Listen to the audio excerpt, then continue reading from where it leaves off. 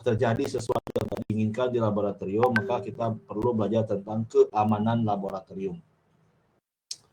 Pertama, tujuannya yaitu untuk mencegah apa? Mencegah dampak buruk dari bahan kimia berbahaya, kemudian paparan organisme atau penyakit yang ada di laboratorium. Yang ketiga, bahaya peralatan laboratorium jika tidak ditangani atau diperlakukan dengan benar. Yang kalau kita satu-satu ya.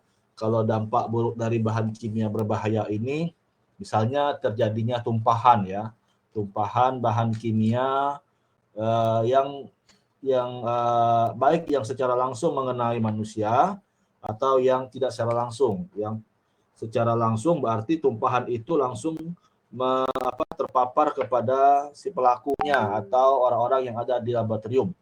Sedangkan kalau yang tidak langsung, misalnya tumpahan itu, cairan itu berada di lantai dan itu menyebabkan lantai menjadi licin sehingga orang akan terpeleset atau jatuh apabila melewati genangan air tersebut.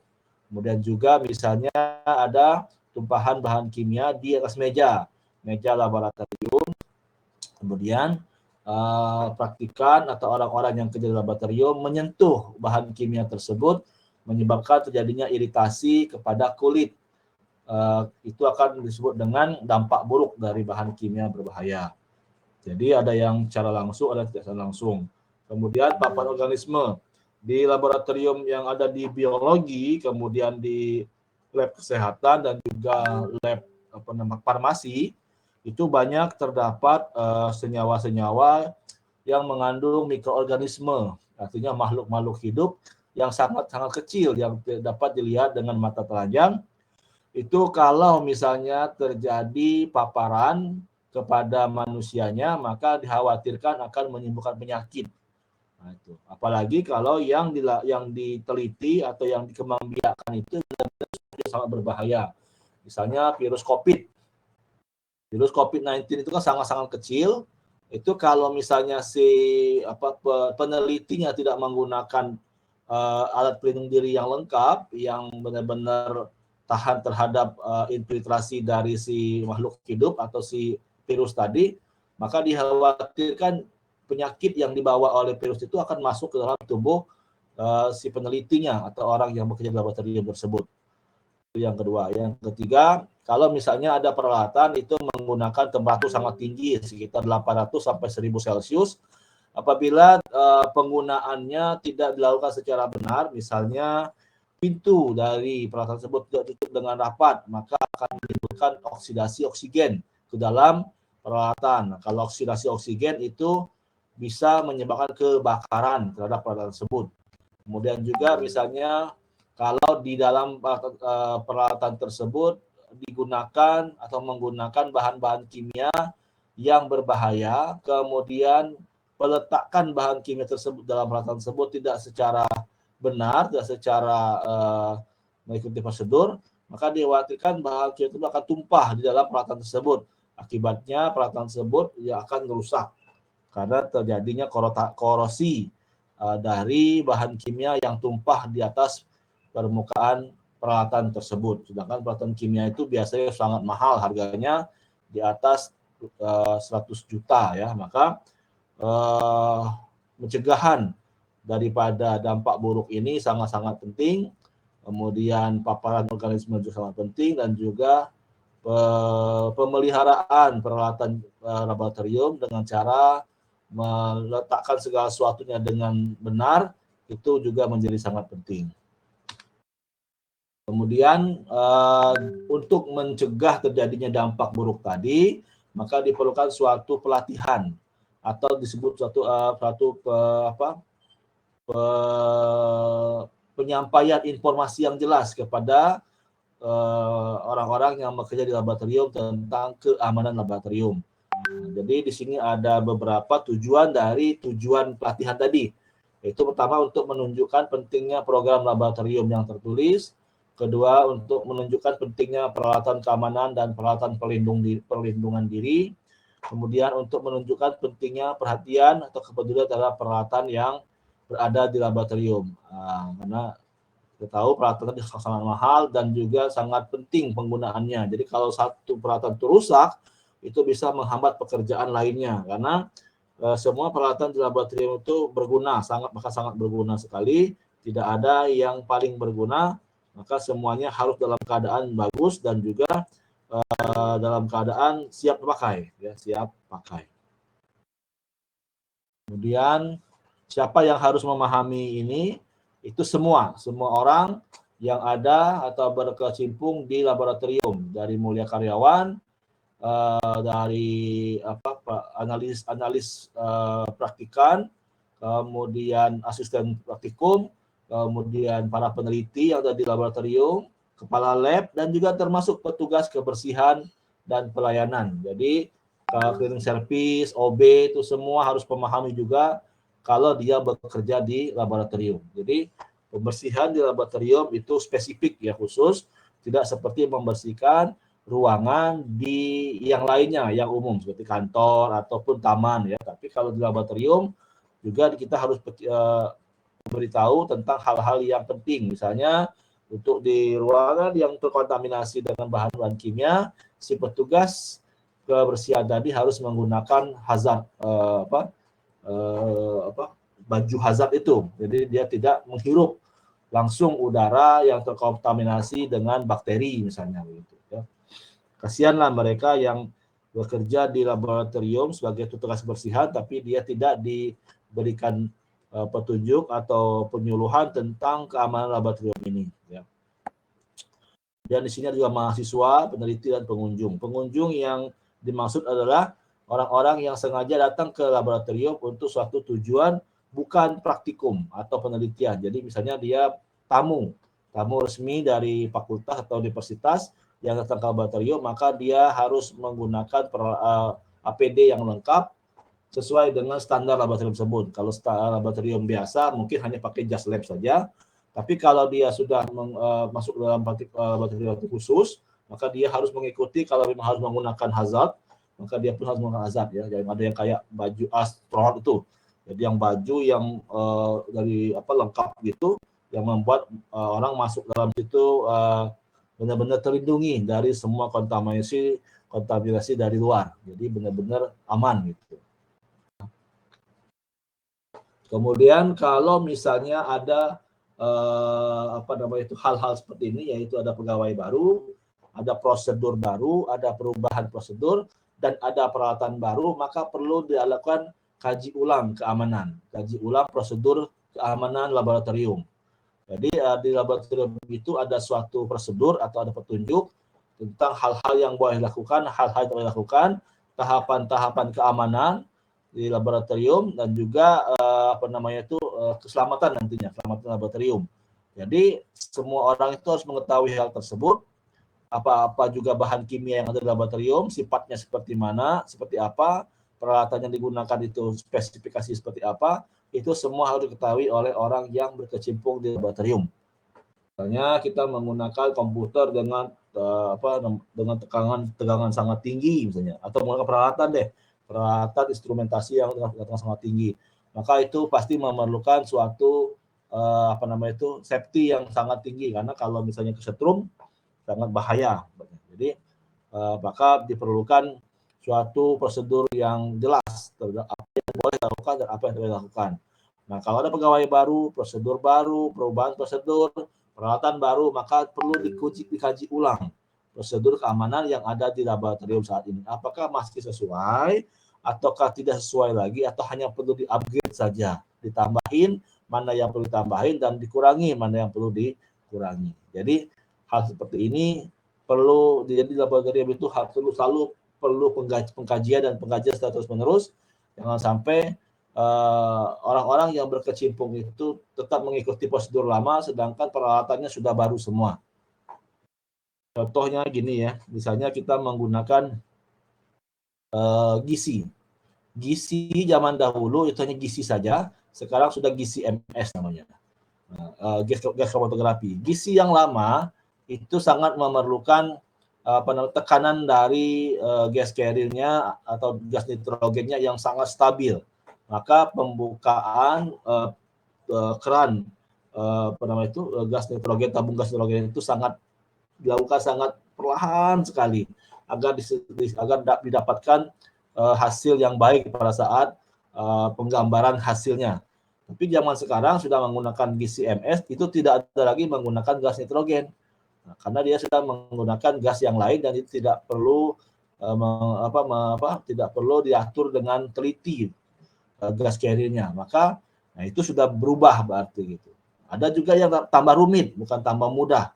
Nah, jadi beberapa hal yang terjadi ini maka diperlukan suatu kaji ulang keamanan laboratorium. Kemudian ada beberapa jenis laboratorium, ini umum saja, ada yang patologi, kimia, biologi, radiasi, tanah, beton, aspal, juga komputer. Ya, ditambahkan satu lagi juga laboratorium komputer, laboratorium komputasi. Kalau di Ilkom itu semua praktikumnya itu adalah menggunakan peralatan elektronik, jadi tidak ada bahan kimia, tidak ada organisme seperti biologi, tidak ada sampel-sampel beton, tanah, tapi semua menggunakan peralatan elektronik. Ada dari mulai PC atau laptop, kemudian ada peralatan elektronik pengukur daya, pengukur voltase, dan seterusnya. Jadi berbeda materi, maka berbeda juga laboratorium yang digunakan. Ya. Nah, ini yang harus dan yang tidak harus, yang must dan forbidden, ya. Ada misalnya prosedur umum. Nah, ini sangat perlu ya. Bagaimana peraturan misalnya tidak boleh makan, minum, tidak boleh, harus menggunakan jas laboratorium, menggunakan sepatu tertutup. Kalau yang perempuan rambutnya harus diikat atau disembunyikan. Kemudian harus menggunakan name tag. Nama itu wajib ya. Kemudian kalau praktikumnya menggunakan bahan kimia berbahaya, maka wajib menggunakan Google Mask ya, Google yang kayak corong itu, kemudian sarung tangan, latex, itu sangat penting. Nah, yang kayak gitu adalah pengaturan umum ya. Kemudian tempat-tempat berkumpul kalau terjadi terjadi waktu darurat, misalnya gempa bumi atau kebakaran atau kebocoran gas. Nah, di mana kumpulnya? Kemudian nomor-nomor telepon penting yang dapat dihubungi setiap saat. Nah, itu semua harus ada di laboratorium. Kemudian ada peraturan tentang glassware. Glassware itu peralatan kimia ya, peralatan kimia yang berbahan dasar kaca atau gelas ya. Nah, itu semuanya ada penempatannya, penggunaannya, dan pembersihannya. Ada cara-cara tertentunya. Itu ada yang paling kecil, yang pignometer, yang ukurannya sekitar 25 mili, sampai yang paling besar dalam bentuk tabung. Semua ada di laboratorium kimia itu. Nah, itu penempatannya, penggunaannya, dan juga pembersihan kembali, itu ada aturan-aturan tertentu. Pignometer tidak dapat dibersihkan dengan air bersih, karena pasti dia sudah terkontaminasi dindingnya, maka kita menggunakan aseton. Jadi tidak perlu disikat-sikat, karena kalau disikat pasti pecah, karena dia sangat tipis sekali kacanya itu. Maka kita menggunakannya dengan bahan kimia lain, yaitu pelarut aseton. Kemudian ada lagi penggunaan material handling dan care, peralatan kimia yang besar dan juga yang kecil, baik yang ada di atas meja atau di ruang-ruang khusus, itu perlu sekali prosedur-prosedur keamanan yang lengkap. Kemudian peralatan keamanan seperti misalnya pemadam api ringan, kemudian shower untuk kalau misalnya terjadi kebakaran yang mengenai kulit, kemudian goggle eyes wash, jadi dia keran yang untuk mencuci mata. Nah, itu sangat penting. Nah, yang kayak gitu perlu sekali dilakukan diadakan di laboratorium ya. Kemudian keamanan listrik, bagaimana untuk voltase yang rendah, kita menggunakan kabel yang mana, posisinya di mana. Kalau untuk peralatan-peralatan yang sangat besar menggunakan listriknya, kita letakkan di mana, dan juga kabelnya seperti apa. Nah, itu keamanan listriknya. Kemudian prosedur pembuangan limbah. Ini juga penting setelah praktikum. Selama dalam praktikum, maka bahan-bahan kimia sisa atau yang berlebih itu dibuang kemana? Tidak boleh langsung membuang ke dalam wastafel. Walaupun kita sudah mencairkan air, tapi tetap bekasnya timbul dan juga itu akan merusak lingkungan. Maka kita harus mengetahui kalau bahan kimia yang kita gunakan itu kita buang kemana. Nah, kita buang kemana. Kemudian rencana tanggap darurat kalau tidak sesuatu itu biasanya itu diambil alih oleh pihak pemadam kebakaran. Jadi dia yang mengatur semuanya.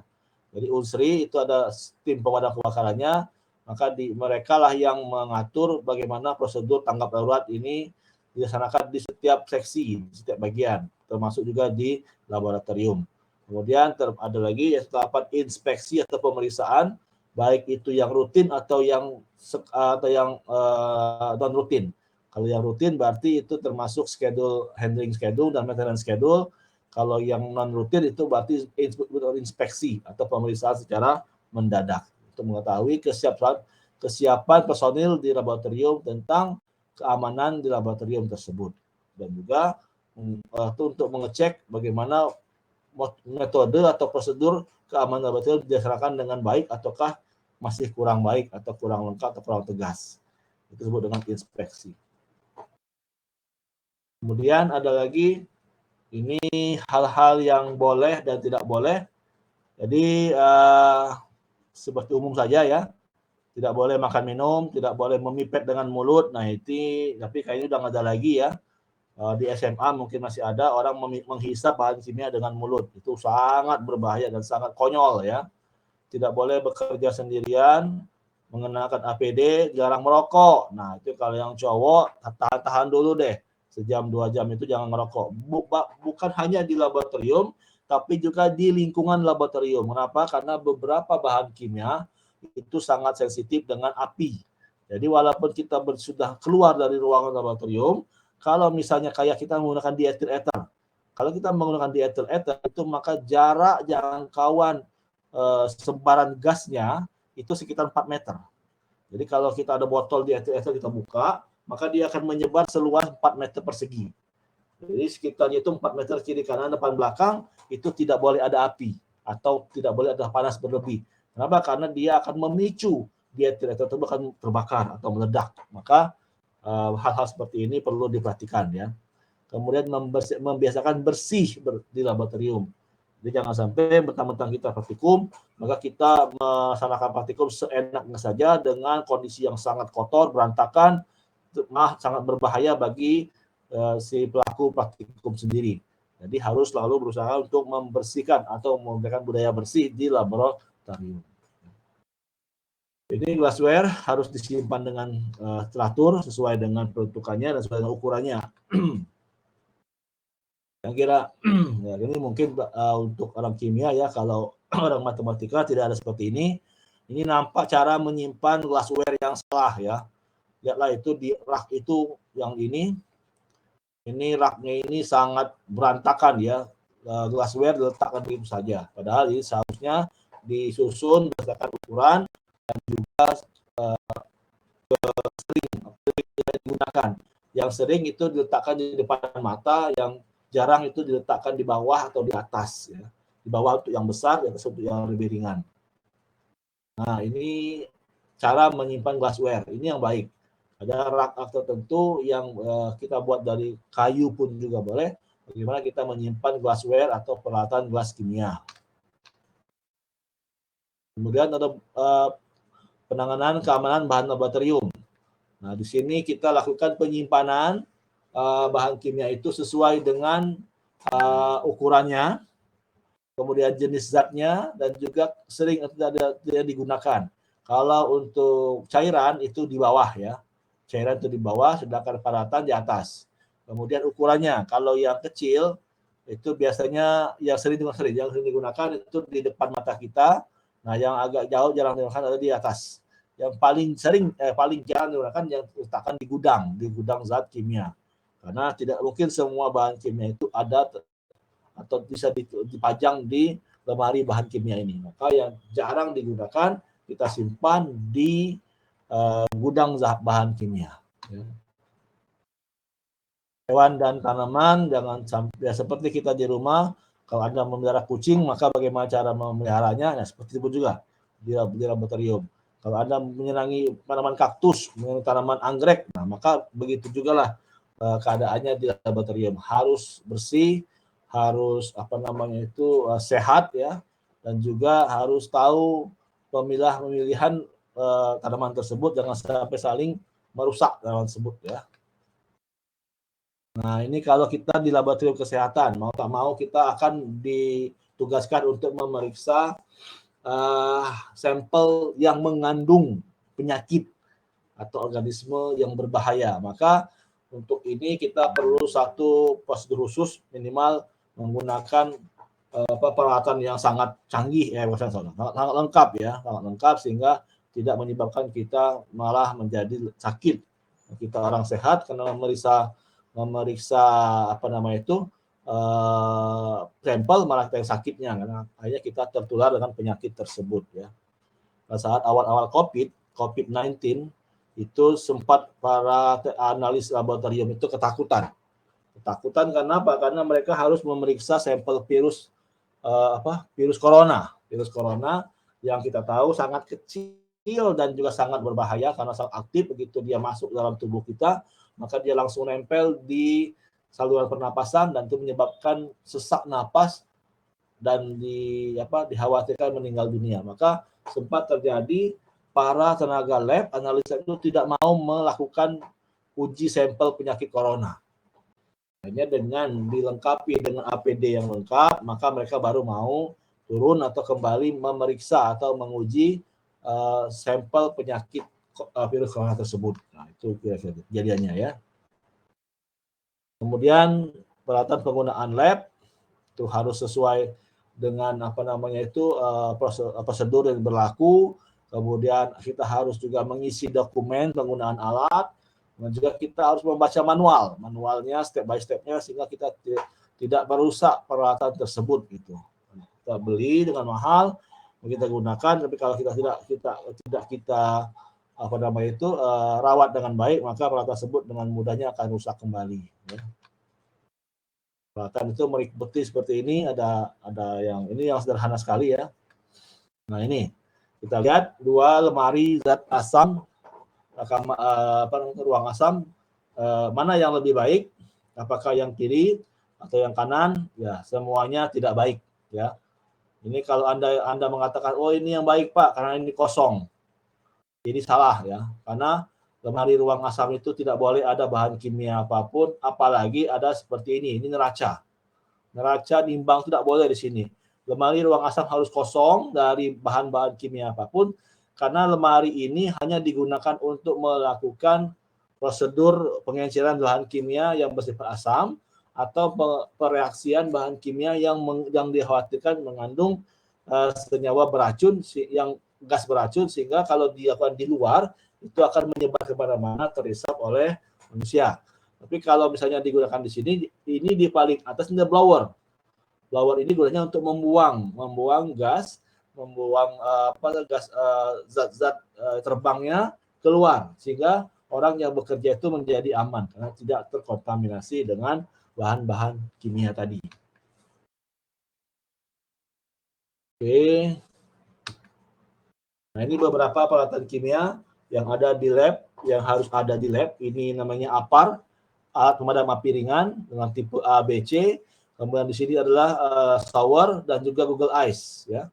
Ini shower kalau misalnya Anda mengalami luka bakar atau merasa terpecik dengan bahan kimia yang membuat Anda merasa sangat tidak nyaman, Anda bisa menggunakan shower ini untuk mandi. Tapi bukan shower baju ya, dengan tetap menggunakan pakaian lengkap, Anda tinggal berdiri di bawah ini, tarik ke bawah, maka air akan mengalir sehingga itu akan membuat Anda menjadi tersiram semuanya dengan air. Itu diharapkan untuk itu mengurangi rasa sakit Anda.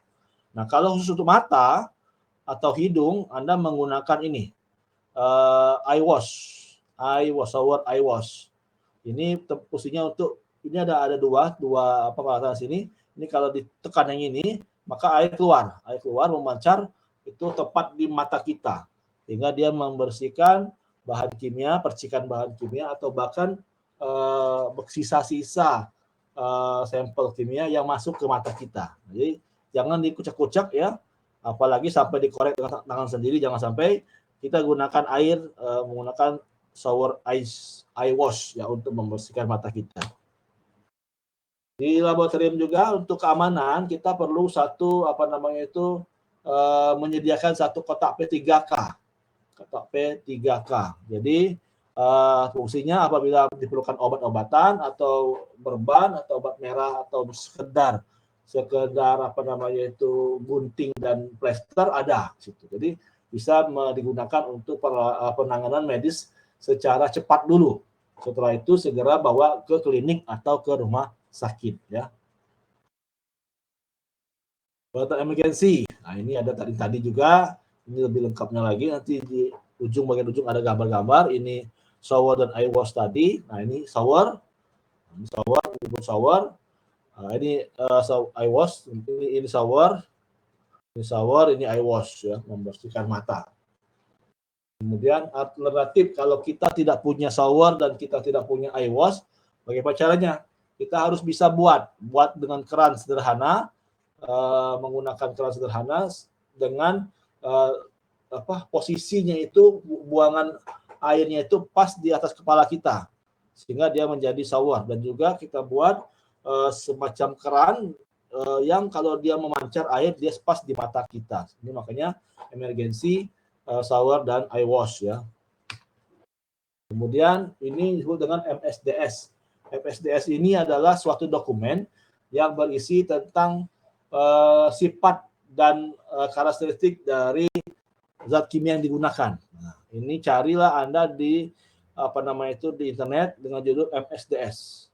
Tulis saja MSDS of aseton kayak gitu. Maka dia akan keluar semuanya sifat-sifat asetonnya.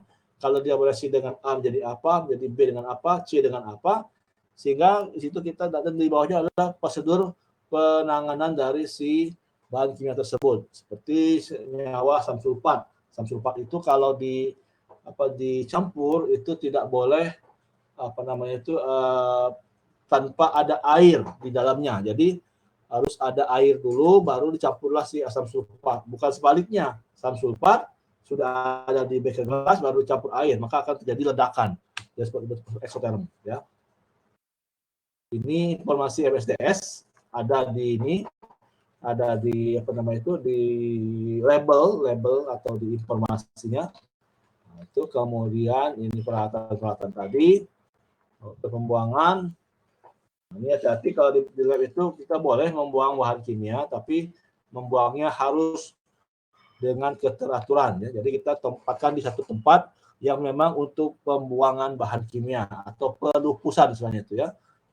Jadi tidak mengganggu jalannya dan tidak mengganggu suasananya ya. Ini cara pembuangan bahan kimia ya. Kemudian ini untuk unsri sebenarnya ya, rencana tanggap darurat. Jadi kita di lab tidak pernah melakukan ini sendiri. Pasti kalau dilakukan ini adalah atas kerjasama dengan pihak pemadam kebakaran ya.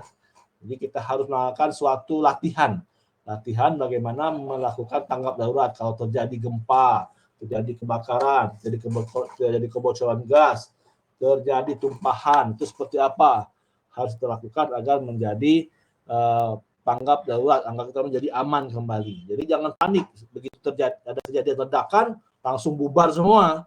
Ya bukan begitu. Kalau ada ledakan cari dulu apa penyebabnya, sedapat mungkin matikan sumber ledakan. Atau minimal isolasi sumber ledakan baru kemudian kita berlari menyelamatkan diri. Jangan semuanya kabur. Kalau semuanya kabur akibatnya ledakan itu akan terjadi terus menerus tanpa henti. Ya akan dikhawatirkan dia akan mengenai bahan-bahan lain yang ada di lab kita sehingga terjadi kebakaran. Itu yang paling dikhawatirkan ya. Kemudian ini di Amerika dia menggunakan telepon 911 kalau kita tidak ada. Kemudian inspeksi laboratorium. Inspeksi laboratorium ini bagaimana petugas yang berwenang melaksanakan controlling kepada lab ya, controlling terhadap lab melihat kondisi lab, ke peralatan-peralatan yang digunakan dan juga safety-nya. Bagaimana cara dia menyimpan dokumen, bagaimana dia mempersiapkan apa namanya itu alat pemadam api lingkungan disimpan di mana dan seterusnya ya. Oke, itu selesai untuk keamanan laboratorium. Silakan kalau tanyakan.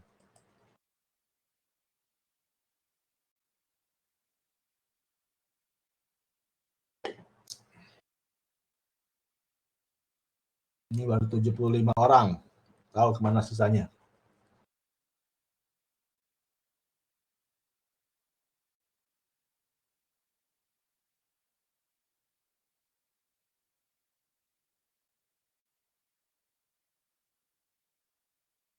Ini 019 ini siapa ya? 01940 itu kok nggak ada namanya ya?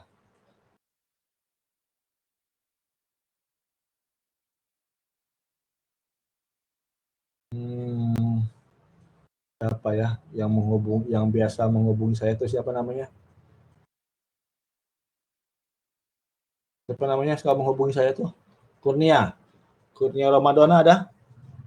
Ada, hadir Pak. Kurnia, tolong buatkan absensi Google Form ya hari ini sampai pukul 8.45. Maksud saya itu sampai 8.45, kemudian tutup gitu. Maksudnya yang hadir sampai 8.45 nanti kumpul ke saya pukul 9 nggak apa-apa. Ya. Baik. Jadi 45 tutup ya. Di Ramadana Kurnia yang tahu siapa-siapa yang hadir sampai pukul 8.45. Ada waktu 6 menit lagi. Jelas teman-temannya siapa si A, si B, si C. Kalau nanti ada yang ngisi tanpa hadir di sini, coret aja. Oke, kita lanjut ke yang kedua, yaitu keselamatan laboratorium. Ya, ini slide-nya nggak mau pindah. Oke, keselamatan. Tidak ada kan yang baru ya? Oke. Kita lanjut, kita keselamatan laboratorium. Ini semua masuk dalam apa namanya itu ujian ya nanti ya. Keselamatan laboratorium ini berbeda dengan keamanan ya. Kalau keamanan tadi itu lebih kepada orang ya, orangnya, bagaimana praktikan, peneliti, analis praktikum, kemudian pegawai lab, kepala lab, dan juga pihak yang lain yang ada di laboratorium, termasuk juga OB dan tamu. Maka kalau di sini peraturan sama kerja ini terhadap laboratoriumnya.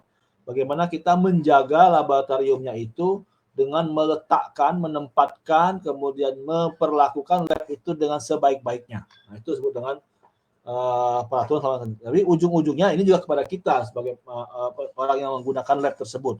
Tapi titik utamanya adalah bagaimana kita meletakkan semua peralatan, bahan kimia, dan juga metode pekerjaan kita, metode penelitian kita itu dengan aturan sebaik-baiknya gitu, tanpa menimbulkan tanpa menimbulkan misalnya kecelakaan kerja atau potensi terjadi kecelakaan kerja ya. Ini ada cara kita bekerja. Cara kita bekerja di laboratorium itu kalau setiap orang kan memang beda-beda ya. Ada yang hati-hati, ada yang ceroboh, ada yang pembersih, ada yang berantakan. Tapi tidak menutup kemungkinan yang pembersih itulah yang bakal menjadi penyebab terjadinya kecelakaan kerja. Kenapa? Karena dia hanya bersih tapi tidak memahami aturan. Maka di sini yang paling penting adalah bagaimana kita sedapat mungkin mencegah terjadinya kecelakaan atau hal-hal yang tidak diinginkan. Jadi bersih saja itu tidak cukup di laboratorium. Rapi saja tidak cukup itu. Orangnya pembersih, jadi setiap ada tumpahan langsung dilap gitu dengan tisu, dilap dengan tisu. Tapi bekas tisunya itu, nah itu tidak langsung dibuang, tapi diletakkan di meja lagi. Akibatnya ada orang temannya yang tidak mengerti, dia gunakan tisu itu untuk hal yang lain, misalnya mengelap beaker gelas yang baru dicuci, gelas kimia baru dicuci. Misalnya yang tumpah itu misalnya HCl. HCl itu kan bening ya, bukan berwarna. Nah, dilap lalu tisu. Maka di tisu itu tidak ada bekas bahwa dia bekas digunakan. Ya, karena dia bening. HCl itu bening, dilap tisu, maka hanya timbul basah. Kalau lama-kelamaan kan kering juga. Nanti ada temannya yang baru nyuci gelas kimia, langsung pengen dikeringkan menggunakan tisu. Dia tisu di atas meja digunakan, dilap, akibatnya ternyata itu bekas HCl, menyerap HCl. Akibatnya pada saat dilakukan penelitian menggunakan peralatan kimia tadi, ya terkontaminasilah apa yang Anda lakukan tersebut. Maka sia-sialah pekerjaan Anda. Anda sendiri bingung kok bisa jadi gini ya. Padahal itu hanya karena kesalahan tisu yang sudah digunakan tidak langsung dibuang. Mungkin maksudnya teman itu nanti aja deh sayang tisunya masih bisa digunakan tuh sisi yang lainnya tidak digunakan gitu. Padahal itu sangat berbahaya kalau tidak ada koordinasi komunikasi antar praktikan atau peneliti ya. Tapi kalau kita ngomong ini jangan pakai lagi ya, ini udah bekas ngelap meja gitu. Nah, ini mungkin teman-teman lain juga akan hati-hati atau bahkan menghindarinya ya. Nah, bahaya yang sering terjadi ini yang sangat-sangat mengerikan ya. Itu bahan kimia, gas, asam basa, listrik, dan api. Jadi kalau 5 ini yang terjadi, maka ini memerlukan penanganan khusus. Bahan kimia yang bocor, gas yang bocor, asam basa, listrik yang bocor atau misalnya korsleting, dan juga api. Api ini sebenarnya akumulasi kalau dari keempat ini terjadi timbullah panas, gesekan panas sehingga menjadi api. Nah, jadi api ini adalah sebenarnya efek dari yang 4 ini sebenarnya. Bahan kimia itu kalau Anda masuk dalam lab, maka pertama Anda harus melakukan di diri Anda bahwa semua anggap semua bahan kimia itu berbahaya, maka kita bekerja dengan jumlah yang sesedikit mungkin. Minimalis dah gitu. Maka untuk mencegahnya sebelum Anda masuk lab, Anda harus melengkapi dengan ini. Ada jas lab, sarung tangan, goggles, dan masker. Oh iya, masker, Pak. Maskernya ada 2 ya, ada masker yang kecil, yang tanpa corong, atau yang ada yang tanpa corong. Kalau yang tanpa corong itu untuk praktikum biasa, tapi kalau Anda sudah menggunakan bahan-bahan kimia yang volatil, yang mudah menguap, atau sangat berbahaya, maka Anda harus menggunakan masker yang bentuknya seperti corong babi ya. Nah, jadi dia ada kayak di pinggirnya itu ada kayak lingkaran Cina itu yang paling bagus. Nah, harganya sekitar 750.000 kalau yang Cina, tapi kalau yang asli sekitar 1 juta sampai 2 jutaan. Jadi kalau jas lab murah, ada yang 25.000, 150.000. Sarung tangan itu ya latex biasa, satu kotak itu bisa sampai 100 piece kan. Goggles itu kacamata yang untuk yang kayak plastik itu, kayak kacamata untuk orang terbang di payung atau untuk ngelas. Nah, itu goggles. Jadi bukan kacamata hitam ya. Nanti kalau goggles ini kalau gitu kata apa kacamata Anda pakai kacamata hitam di lab, bukan begitu sih, tapi kacamata keamanan ya. Nanti ada bentuknya dari sini kelihatan nanti.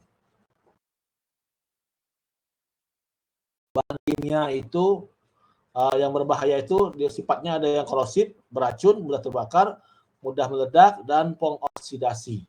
Kita lihat satu persatu. Kalau yang korosif, nah ini gambarnya.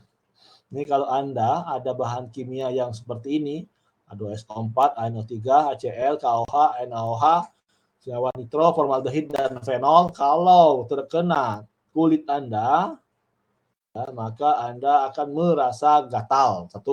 Kemudian merasa panas, 2. Pertama panas dulu, panas, kemudian dia gatal. Yang ketiga akan menimbulkan bekas, melepuh dan juga berair, melepuh dan berair. Nanti kalau sudah sembuh dia ada bekas hitamnya.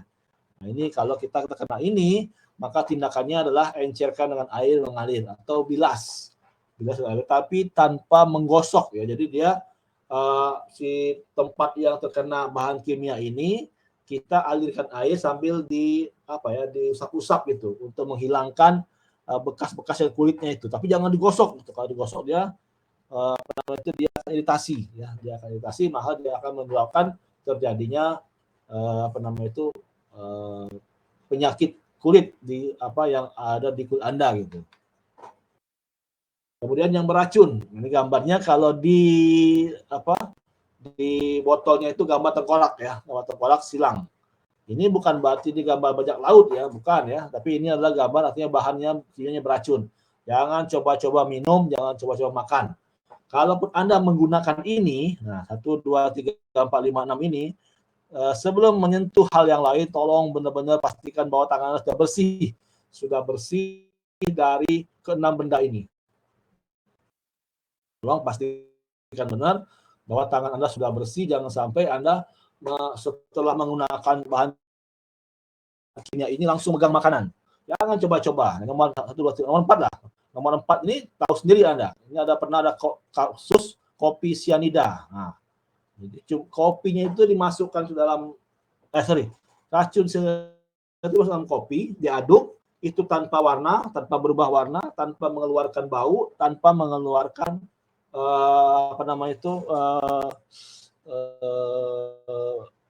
bekas lainnya. Jadi benar-benar seperti kopi saja. Jadi begitu diminum, tidak lama kemudian Anda akan mengalami pusing, kemudian pingsan. Kalau tenaga Anda masih kuat, Anda cuma pingsan saja, tapi kemudian harus langsung dirawat. Kalau tidak, Anda akan langsung berpindah alam. Maka hati-hati dengan bahan-bahan kimia ini.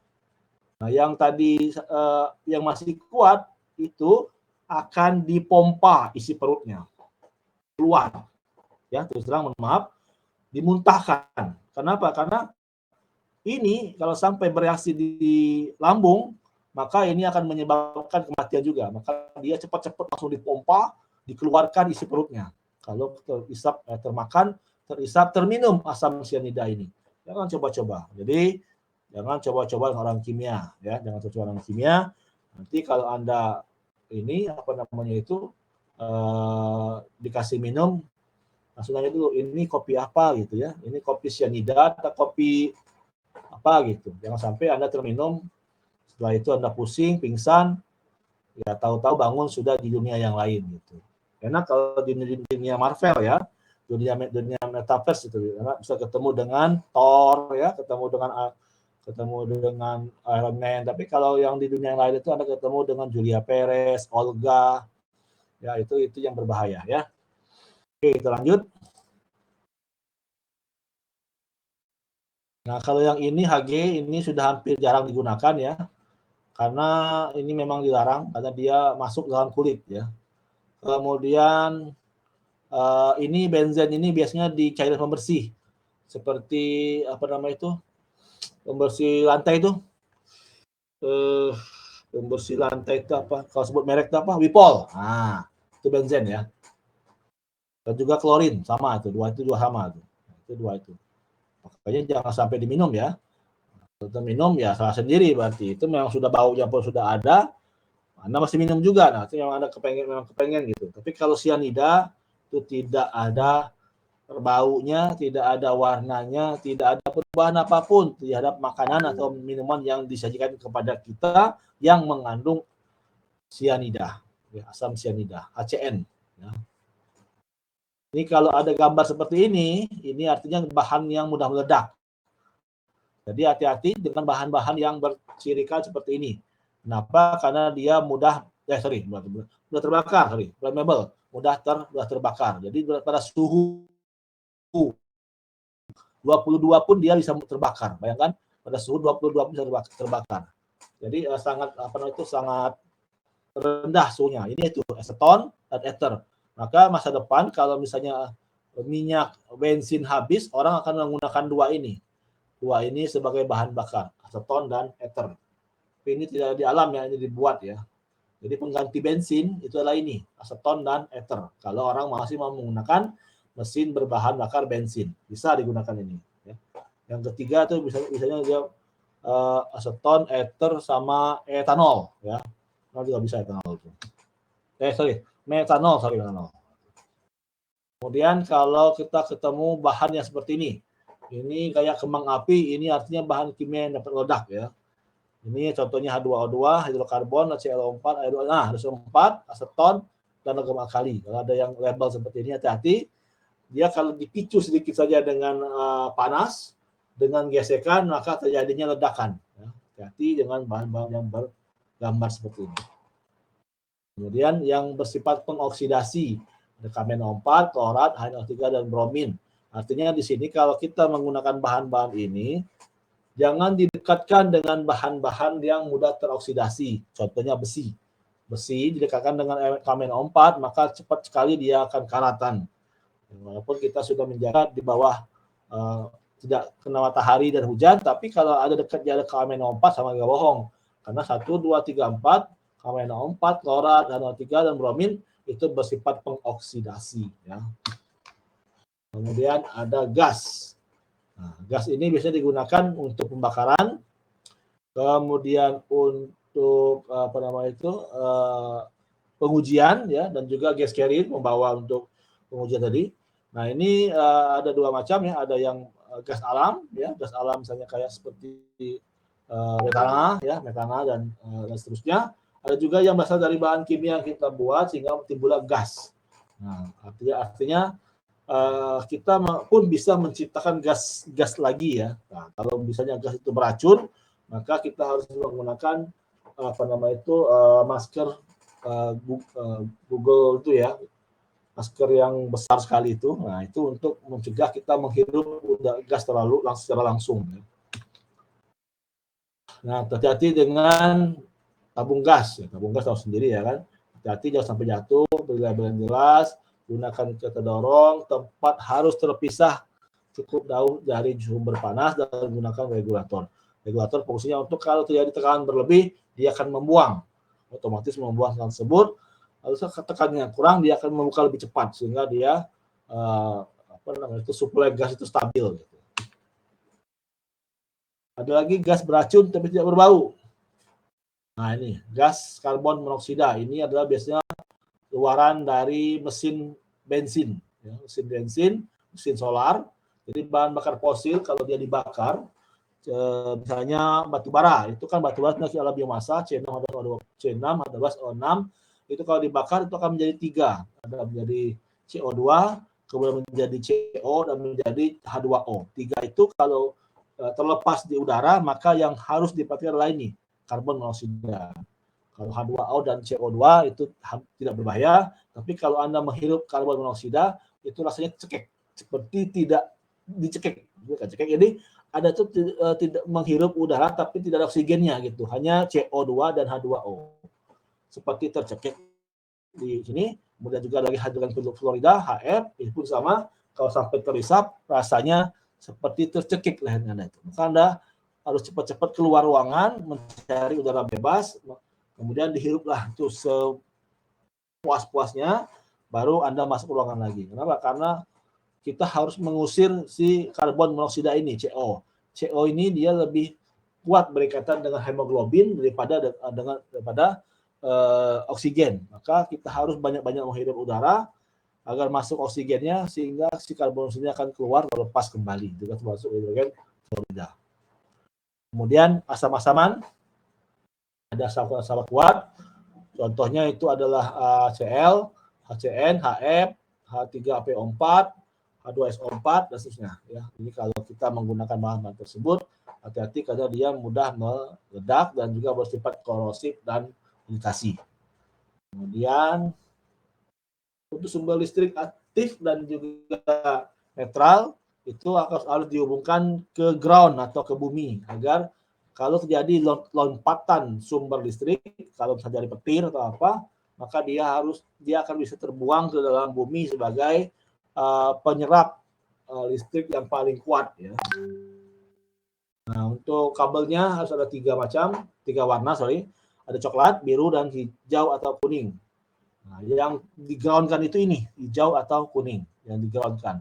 Sisanya ini dipakai untuk menghantarkan listriknya. Gitu. Jadi kabel yang bagus itu ada 3 ya, coklat, biru, dan hijau atau yang kuning. Nah, ini untuk di ground ya. Tapi sekarang sudah hampir jarang ya kita menemukan kabel 3 ya, kecuali untuk yang penggunaannya menggunakan listrik yang sangat besar, maka dia pasti menggunakan 3 kabel tadi. Nah, harus beli tanda jelas apakah dia 10 atau 220. Kemudian bisa semua kontak dengan multitester secara teratur agar cepat diketahui kalau terjadi kerusakan atau tidak nyambung kontak tersebut. Jangan menggunakan steker atau stop kontak yang rusak, ya. Nah, ini segitiga api. Segitiga api ini maksudnya kalau ada 3 ini, ada oksigen, ada panas, dan ada minyak, maka akan terjadilah api. Api itu timbul dari 3 ini. Itu api itulah gas yang terbakar, yaitu gas tersebut terbakar karena adanya panas, ya, adanya panas. Ya. Tipe api ada A, B, C. Kenapa dibagi tipe-tipe? Ini untuk menentukan bahan pemadamnya yang bagaimana. Jadi tipe A, tipe B, tipe C itu aparnya juga beda juga. Pemadam apinya juga beda juga. Nah, ini. Kalau yang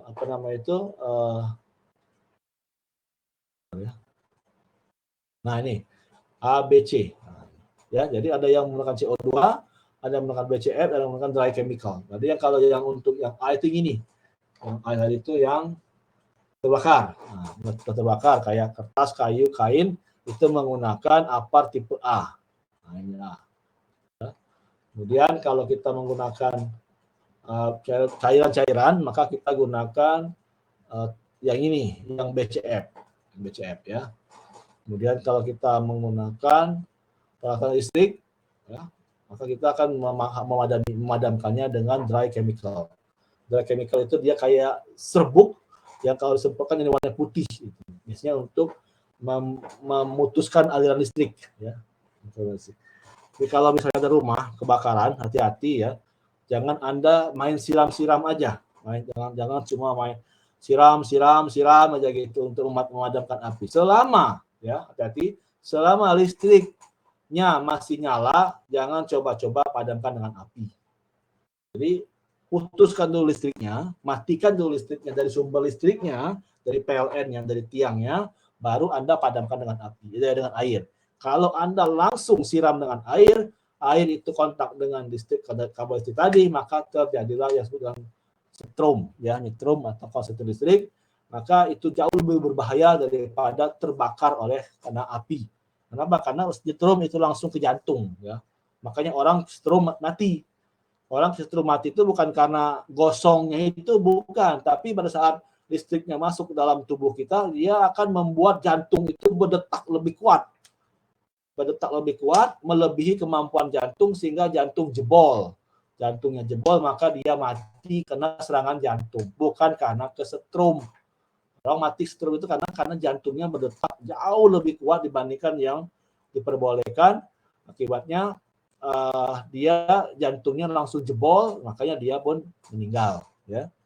Jadi itu penjelasannya. Bukan karena dia kesetrum, listriknya ngalir ke tubuhnya. Ya memang ngalir, tapi yang paling berbahaya itu kalau dia menyerang jantungnya.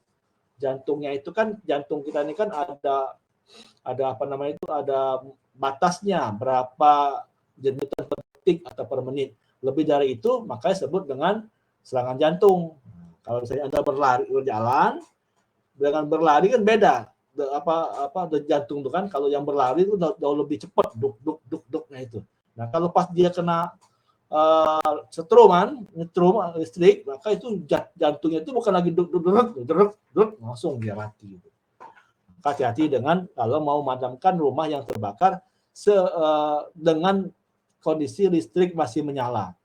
Lebih baik, mohon maaf, biarkanlah rumah itu terbakar tapi tidak ada korban dibandingkan ada korban. Karena nyawa tidak bisa dibeli, ya.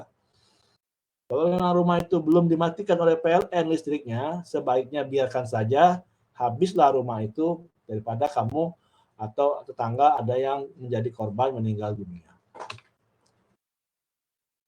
Nah, untuk yang tadi, yang A, B, C jadi, maka kita menggunakan tipe pemadam pun yang A, B, C. A, B, C. A, B, C.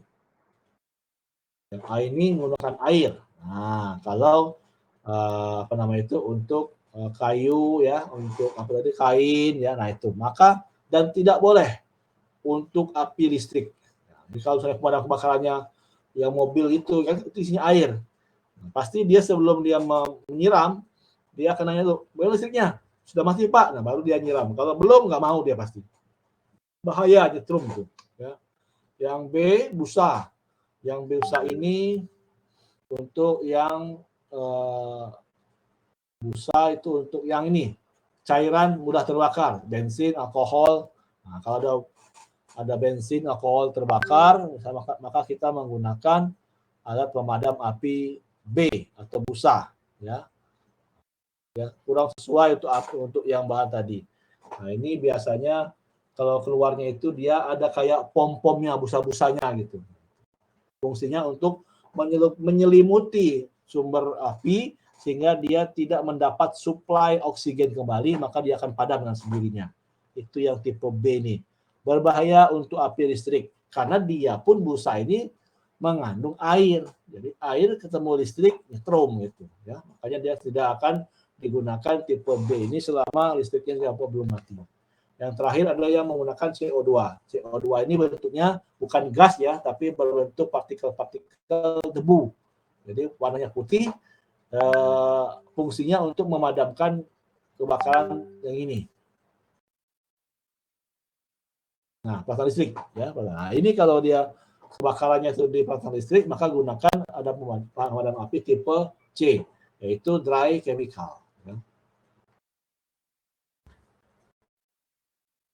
Yang keempat ada lagi BCF ya.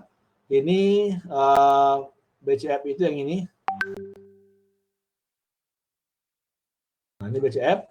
Ini bisa digunakan untuk apa namanya itu BCF itu untuk yang ini.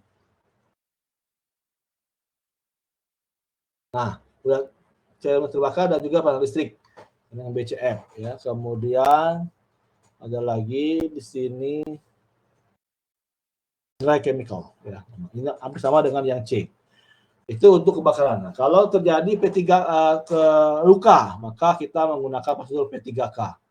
P3K, maka kita pertama adalah segera menyingkirkan si pasien ke tempat yang aman ya. Misalnya teman Anda tiba-tiba dia terpeleset karena itu ada tumpahan. Cepat-cepat pindahkan dulu ke tempat yang lebih aman. Kemudian setelah itu baru kita periksa apakah dia luka bakar, apakah dia luka di mata atau di mana. Maka ini pun ada tindakan-tindakannya. Kalau dia hanya luka bakar, itu dia kita sukkalen atau dia kita bersihkan saja, kemudian kita rujuk ke rumah sakit untuk mendapatkan perawatan. Mungkin dikasih salep gitu ya. Kalau pakaian terbakar jangan coba-coba langsung dibuka ya. Pakaian yang terbakar itu jangan langsung dibuka dia di badannya kecuali oleh si korban sendiri, dia sendiri yang buka. Anda jangan coba-coba bukanya karena itu akan menyakitkan kulitnya karena si pakaian itu udah lengket dengan kulit ya. Jadi apa yang dilakukan? Segera selimuti si korban dengan fire blanket. Kalau nggak ada fire blanket, jadi karung goni yang dibasahi. Karung goni itu dibasahi, kemudian ditempelkan di badan orang tersebut. Jadi bukan langsung ditarik bajunya ya. Kalau memang masih bisa sih oke. Tapi kalau enggak, jangan coba-coba karena si api itu sudah lengket dengan kulit. Maka dia akan menimbulkan luka bakar yang jauh lebih besar kalau sampai dibuka. Tapi kalau dia segera si korban itu berusaha memadamkan api sendiri dengan cara berguling-guling atau kita selimuti. Ya, kita selimuti dengan fire blanket itu selimut api atau kita gunakan karung goni kalau nggak ada atau apapun deh dibasahin selimutkan pada si korban dan si korban juga disuruh guling-gulingan di lantai untuk memadamkan api tersebut ya. Kemudian luka di mata. Kalau luka di mata ini dua macam, ada kemasukan air cairan atau kena serpihan-serpihan.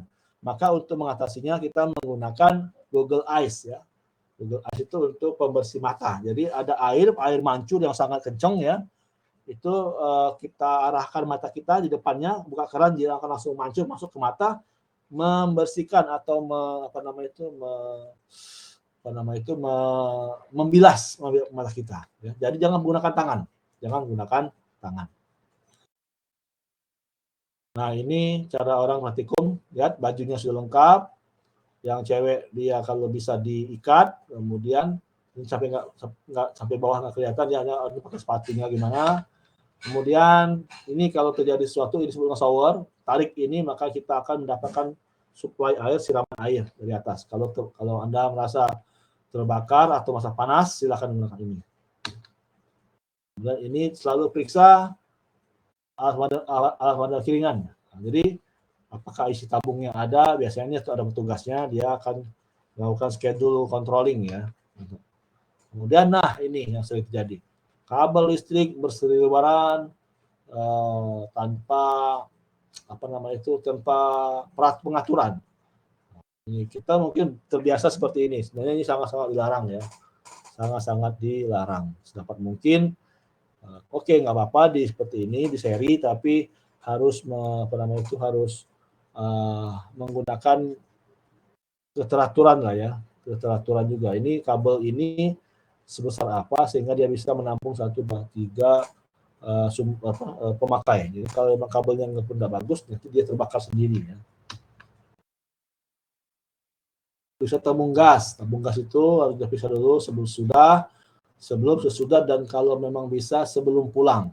Periksa lagi, jangan sampai kita jadi kebocoran di laboratorium.